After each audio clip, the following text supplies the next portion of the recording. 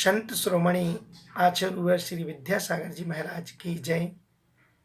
आचार्य श्री उदार सागर जी महाराज की जय।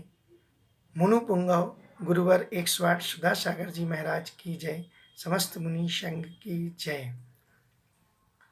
हम यहाँ पर जिंदल प्रवेश का ग्रंथ का स्वाध्याय कर रहे हैं। ये बड़े लोगों के लिए भी उपयोगी है और बच्चों के लिए भी उपयोगी है।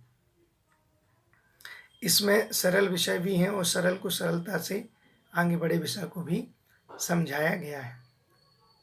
ये ग्रंथ अगर हम पढ़ रहे हैं तो हमारी आत्मा के कल्याण का निमित्त बनेगा और हमें जैन दर्शन की विषय रहस्य की बातें बहुत समझ में आएंगी। उसी में हमारा जिन धन प्रवेश का मैं दूसरे भाग का 5वां पाठ श्रावक की दिनचर्या के अंतर्गत हमने इसके पूर्व में जाना था दान के भेद आदि। आज हम समझते हैं अगले प्रश्न के रूप में दाता के गुण कौन से हैं। अब आप दान दे रहे हो, सब कर रहे हो, लेकिन गुण कौन कौन से आपके अंतर्गत होने चाहिए। हम लोग दान करते हैं लेकिन दाता के गुण अगर हमारे अंदर नहीं है तो हमें वो दान का फल ही नहीं लगेगा।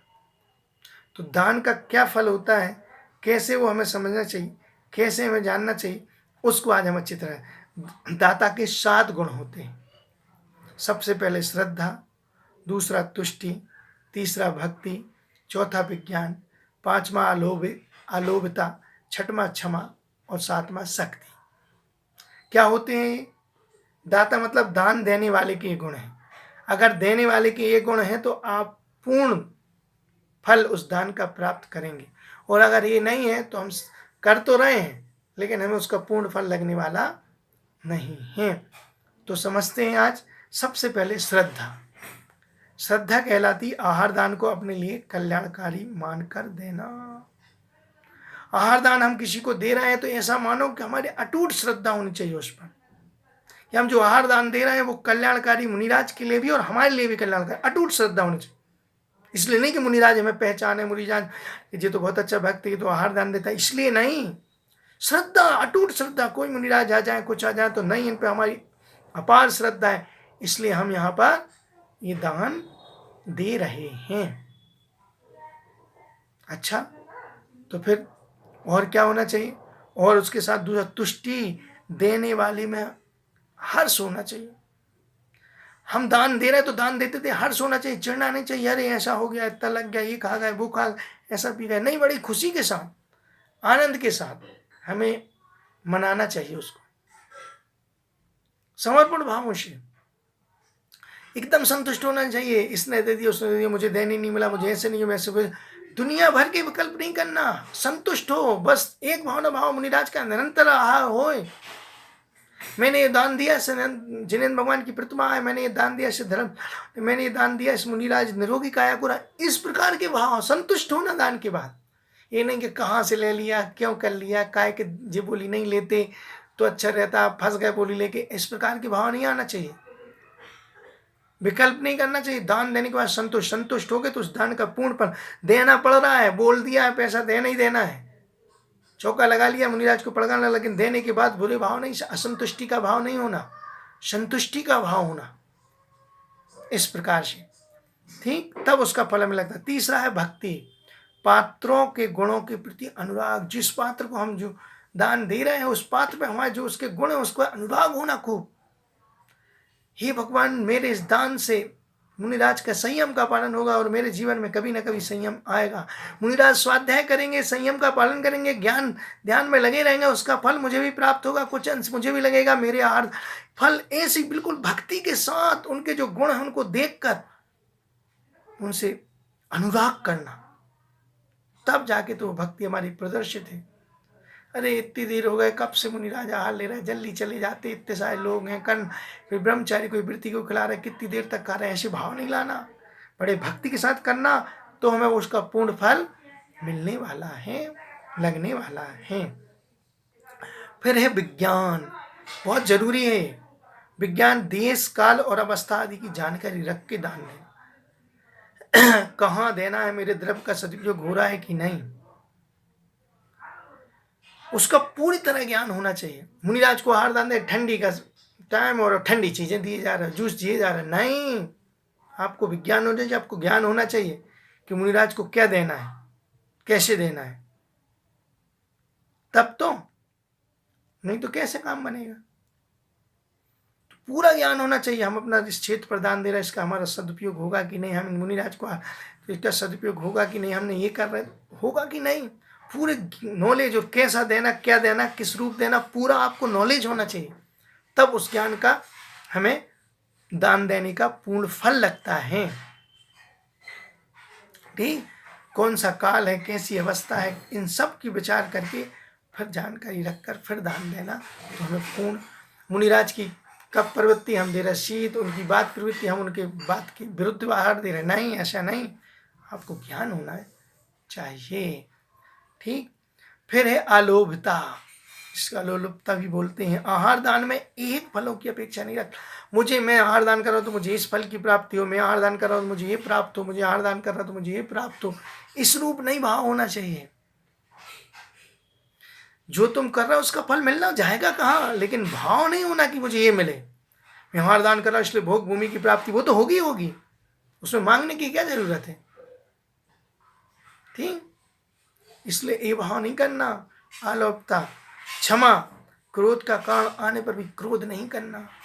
कोई ने थाली गिरा दी, कोई ने द्रव ले आए और उसमें अशुद्धि कर दिया, कुछ कर दिया, छीन लिया या कुछ, तो वहाँ ऐसा भाव नहीं लाना क्रोध का, क्षमा भाव, क्षमा कर दो भैया। आपने चौका लगाया, बाहर वाले आ गए, वो दान दिए जा रहा है, अब तो मैं बड़ा क्रोध आ रहा है, मुझे देनी नहीं, मतलब मुझे देनी नहीं, उस समय क्षमा का भाव, क्रोध नहीं करना।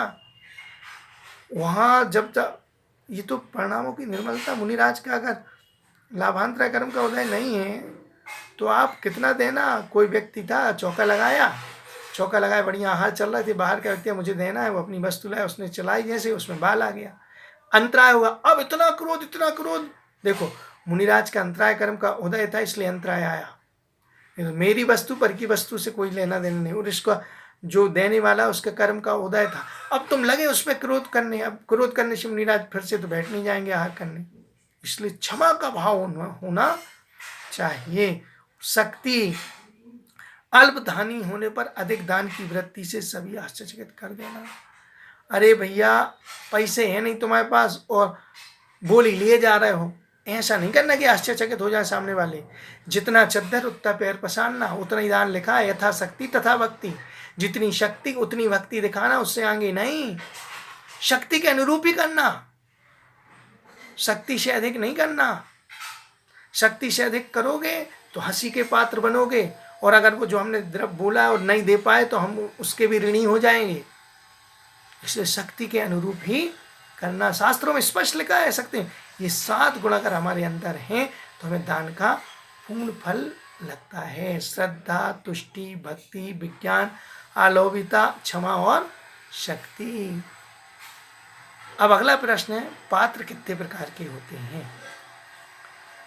पात्र 3 प्रकार के होते हैं, उत्तम, मध्यम और जघन। महावृत्तिधारी मुनिराज जो हैं वो उत्तम पात्र हैं। आरकाएँ, देशवती, श्रावक, श्राविकाएँ जिनने प्रतिमा ले ली हैं वो मध्यम पात्र हैं, और सम्यक दृष्टि जघन्य पात्र है। जो सम्यक दृष्टि होता है वो जघन्य पात्र होता है।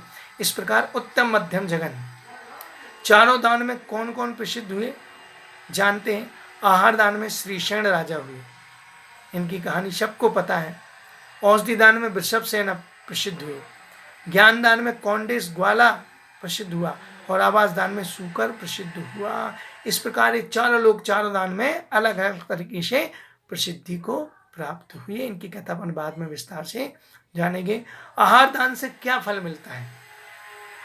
संक्लेश रहित योग्य पात्र को आहार देने से, अगर हम आहार दान दे रहे हैं तो उसका हमें क्या फल मिलने वाला है। संक्लेश रहित होकर योग्य पात्र अपन को मिल गए मुनिराज आदि। आहार देने से सातिशय पुण्य का आसरा होता। सातिशय पुण्य, जिसका कोई मोल नहीं है, ऐसा अतिशय पुण्य हमें बंद होता है। आहार दान के प्रभाव से भोग भूमि में जन्म होता। आहार दान देते देते आयु बंद हो गया तो निश्चित हम भोग भूमि के पात्र बनेंगे। इसलिए आहार दान देने से सातिशय पुण्य और भोग भूमि के पात्र बनते हैं। क्या लिखा शास्त्रों में। क्षितिगत मिट्टबट बीजम पात्र गतम दान मलल्पे मति मपि काले फलित छाय विभवम फलु फल बहुफल मिष्ट शरीर ममृताम। क्या लिखा? उचित काल में हित वित घट बीजम, इस बाल में दिया हुआ थोड़ा सा दान उत्तम पृथ्वी में पड़े हुए बट बीज के वृक्ष के समान प्राणियों के महात्म और वैभव से सहित बहुत भारी अभिलषित फल को देता है। आहार दान परंपरा से मोक्ष भी दिलाता है। क्या लग रहा है? बट का बीज इतना सा होता है, इतना सा। अगर योग भूमि मिल जाए बट के बीज को तो कितना बड़ा बट का बड़ का पेड़ होता है, कितना बड़ा होता है। सोचो, इतना सा बीज और इतना बड़ा पेड़, ऐसे ही इतना सा आहार दान और इतना बड़ा फल हमें प्राप्त होता है।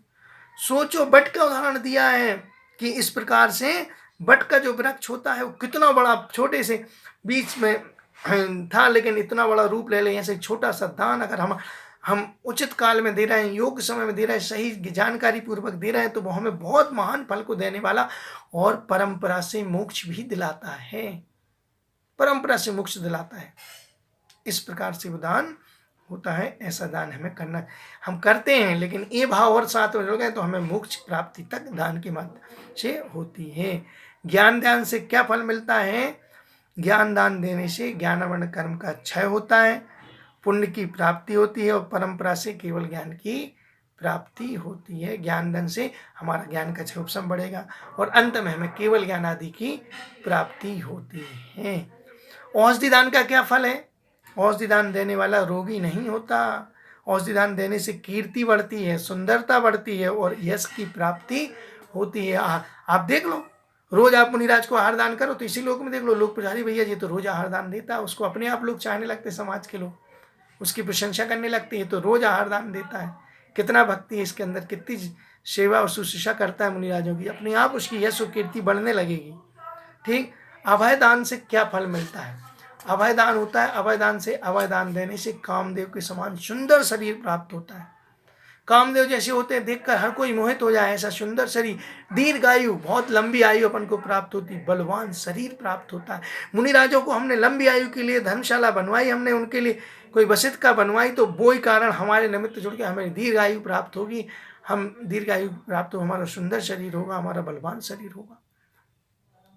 और है उपकरण दान का क्या फल है? अगर हम पिछी कमंडल शास्त्र तो इसका क्या फल हमें लगता है? जो जीव उपकरण दान करते हैं उनका पुण्य निरंतर बढ़ता चला जाता है। छत्र प्रदान करने वाला शत्रु रहती है, छत्र राज का, अगर भगवान का छत्र चढ़ाया है तो छत्र चढ़ाने से कहते हैं शत्रु रहित अखंड राज को प्राप्त होता है। कोई उसका शत्रु नहीं होगा, उसका एक छत्र चलेगा। पताका दान करने, 6 खंड का अधिपति, अगर हमने पताका दान की है, हमने ध्वजा दान की है, तो 6 खंड का अधिपति चक्रवर्ती जैसा वैभव प्राप्त होता है। पूजन के वरदान प्रदान करने वाला जगत पूज्य बनता है। सोचो, पूजन के बर्तन भेंट किए आपने मंदिर में तो जगत पूज्य बनता है, पूरे संसार में पूजा जाता है, ऐसी अवस्था को प्राप्त करता है। नहीं, कलश प्रदान करने वाला सुमेरु पर्वत पर 6 सागर के जल से इंद्रों द्वारा अभिषेक तो होता है। जो लोग कलश प्रदान करते हैं उनको सुमेरु पर्वत पर 6 सागर के जल से इंद्रों के द्वारा अभिषेक होता है, मतलब तीर्थंकर बनता है। कलश प्रदान करने उसका अभिषेक होता है सुमेरु पर्वत पर, कितना महान पुण्य सोचो। इसलिए लोग तो कलश शिखर मूर्ति के लिए मरे जाते हैं, मेरी तरफ से कलश चढ़वा दो, मेरी तरफ से शिखर बनवा दो, मेरी तरफ से मूर्ति, मेरी तरफ से वेदी, मेन काम मेरे इधर, ताकि उसका साथ ही साथ पूरा पुण्य फल हमको प्राप्त हो जाए। ऐसा भाव करते हैं। ठीक। भामंडल प्रदान करने से परिणामों में निर्मलता आती है। भामंडल जो पीछे भगवान के लगे रहते हैं, आभामंडल, वो अगर हम प्रदान करते तो हमारे परिणाम निर्मल, जिसके परिणाम विकृत हो रहे हो, कसाय बढ़ रही हो, भवक रही हो, उनको भामंडल प्रदान करना। भामंडल करने से परिणामों में निर्मलता आती है। हमारा जैसे उसमें 3 भाव दिखते हैं, केवल ज्ञान आदि के अतिशय से, ऐसे ही हमारे भी परिणामों में निर्मलता आके हमारे ज्ञान की वृद्धि होती चली जाती है। दीपक दान देने से अगर हम यश बढ़ता है और पिछी कमंडल देने से रत्न आता है, निधि की प्राप्ति। पिछी कमंडल हम भेंट कर रहे हैं मुनिराज को, तो मुनिराज हम भगवान, हे गुरुवर, हम आपको भेंट कर रहे हैं ताकि हमें भी कभी ये पिछी कमंडल अपनी आप पकड़ने का मौका मिले, मतलब हम भी रत्नात्रय का पालन करें। तो जो पिछी कमंडल दान करते हैं उनको रत्नात्रय की प्राप्ति होती, निधि प्राप्त होती है। इस प्रकार से अलग अलग दान करने से इस प्रकार का फल हमें प्राप्त होता है। अंत में करुणादान किसे कहते हैं? गूंगे, बहरे, वृद्ध, नेत्रहीन, रोगी, दरिद्री, दीन दुखी जीवों को दुख दूर करने के लिए उनकी आवश्यकता अनुसार वस्तु को देना करुणा। करुणा मतलब हमें परमार्थ हो गए, ठंडी से कुकर रहा है एक भिखारी, बिल्कुल ऐसे ऐसे कप रहा, हमने उसको स्वेटर प्रदान कर दिया, करुणा दान, करुणा का पुण्य हमें लगेगा। दान तो चार ही पात्रों को होता है, मुनि, आर्का, शावक, शावका, और जो भिखारी वगैरह ये किसी पात्र में नहीं आते, लेकिन करुणा हमारे अंदर जो उत्पन्न हुई है उसके निवारण करने के लिए हम जो दान करते हैं वो है करुणादान। गूंगा, बहरा, लूला, लंगड़ा कैसे भी हो, उसकी आवश्यकता अनुरूप, हमने कोई भूखा था तो भोजन दे दिए, ठंडी लग रही थी तो हमने उसको स्वेटर दे दी, नग्न था तो अपन ने वस्त्र दे दिए, उसको जैसी जो आवश्यकता थी, आंखें नहीं थी तो अपन ने उसको चश्मा लगा। इस प्रकार से ये करुणादान, इसमें हमें सिर्फ करुणादान का पुण्य लगता है, ना कि औसत, शास्त्र, अभय और आहार दान का। वो अलग है, वो पात्र के लिए ही बने हैं। अपन ने कोई भिखारी को भोजन कर दिया तो आहार दान नहीं हो गया, वो करुणादान के अंतर्गत ही आएगा। इस प्रकार दान के इस महत्व को हमने बड़े विस्तार के साथ समझा, जो कि हम उत्तम त्याग के दिन दान को समझते हैं, उसको भी हमने इधर विस्तार पूर्वक समझा, जाना। हमारे जीवन में भी दान की प्रवृत्ति आए, हम भी अपनी आत्मा का कल्याण करें। इसी मंगलमयी भावना के साथ बोलो द्वादशांग जिनवाणी माता की जय।